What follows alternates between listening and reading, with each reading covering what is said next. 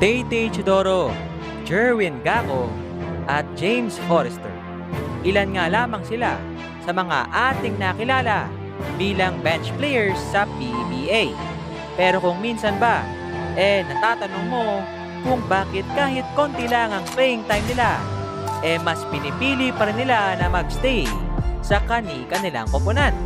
At naitanong mo na ba sa kanila kung magkano nga ba ang sinasahod nila bilang bench players?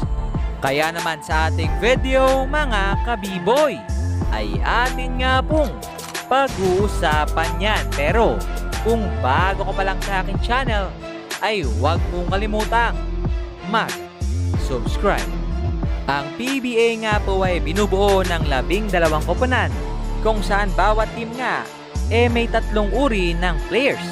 At bawang yan nga po ang superstars, average players, at syempre ang mga bench players.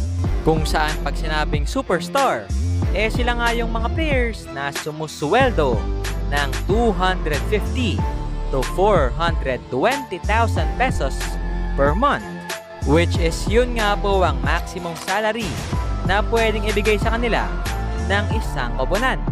And the next one ay itong mga average players, kung saan sila nga po yung mga player na hindi naman gaanong kagalingan pero naibibigay naman ang mga pangangailangan ng isang koponan, kung saan pumapalo pa rin ang sweldo sa 100,000 hanggang 250,000 pesos per month.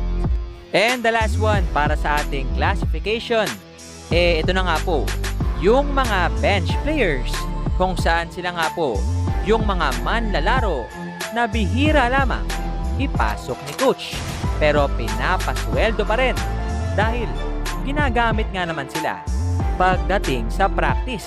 Kung saan magugulat ka dahil umaabot pa nga ang kanilang sweldo ng 70,000 pesos hanggang 100,000 pesos kada buwan, kung saan mas mataas pa nga yan sa minimum ng isang ordinaryong manggagawa sa ating bansa.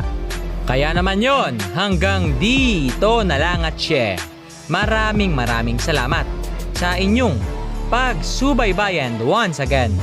This is me, Bob Game Style TV, saying, bye-bye.